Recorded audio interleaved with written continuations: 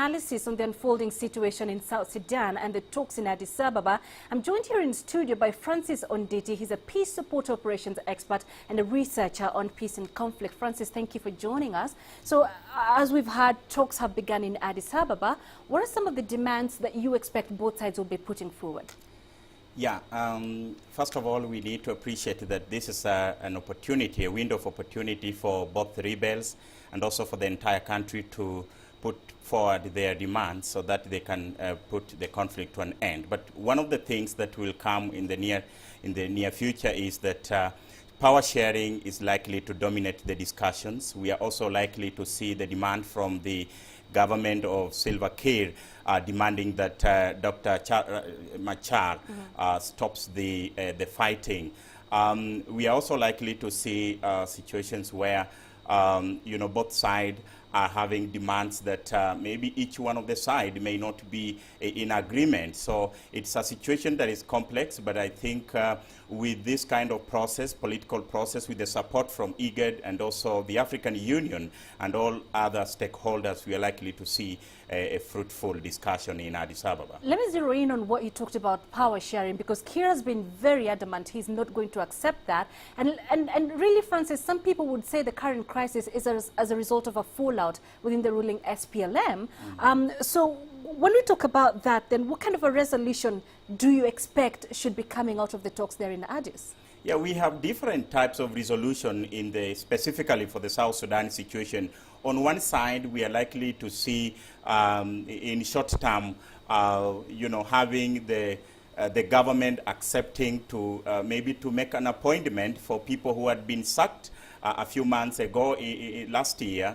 But we are also likely to see Riek Machar standing with his standpoint that his people who have been arrested must be released, and even beyond that, they must have some consolidated effort from the government to have them reappointed or recognized. But in long term, we are likely to see Riek Machar also putting down the government to have respect of all the people who may have contributed to the independence of that country, and also more importantly to take care of everybody in terms of sharing resources of that country. And even as the talks commence in Addis Ababa, we've just heard from a reporter, Kofa in Juba, the humanitarian situation continuing to get worse, fighting still continuing. Should the talks in Addis not bear any fruit, do you perhaps think that a military solution would perhaps be the last resort? No, that will even escalate the situation.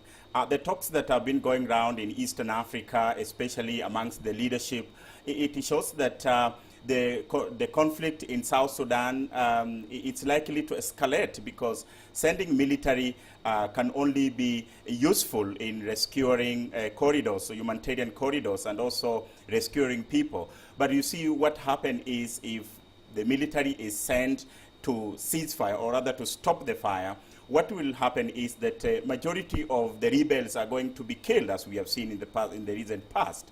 The civilians are also not spared. So this will escalate the situation. What would be required would be some kind of interagency approach to this on the ground in South Sudan, to have different regional and also international non-governmental organizations supporting the peace process while the talks are going on in South Sudan. In short term, humanitarian situation may actually not be solved by military intervention, but this organization coming together so that we can have a lasting solution. Otherwise, the military, I can assure you, the situation will escalate, because the target will be the rebels, and no one is willing to put down the weapons except the talks are proceeding as expected by both sides of the leadership. Well, you did sound a little hopeful that IGAD might force the two sides to come to an agreement. And so I'm wondering what kind of leverage IGAD wields over the two sides to have them, sit ground and come to an agreement. Yeah, it's a situation that, Peninah, we can describe as an opportunity was lost, because in South Sudan, for instance, IGAD has been very useful in bringing solutions to some of their internal problems. We are aware that this political situation has just triggered a long-term conflict that is existing in Unity State, in Bor, and other regions. So in this situation, we see the experience that IGAD has with expertise to be very useful in Addis Ababa. But more importantly, because South Sudan and also the larger Sudan being a member of the IGAD, that alone makes them or compels the government of Salva Kiir to comply with the protocols, or rather the laid down procedures in this kind of discussion.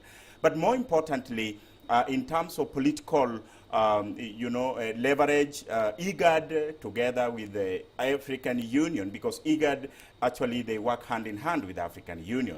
We are likely to see a situation where the IGAD will compel even Riek Machar to comply with the resolutions that will have been attained in the discussion in Addis Ababa. So IGAD is in the right position to spearhead this kind of discussion. But they will need a lot of support, technical support, and also political support from the African Union in the same line of discussion. All right, Francis, Yes. let's leave it there for now. Thanks very much for joining us here in studio. We've been having Francis Onditi here in studio, a peace support operations expert and a researcher on peace and conflict.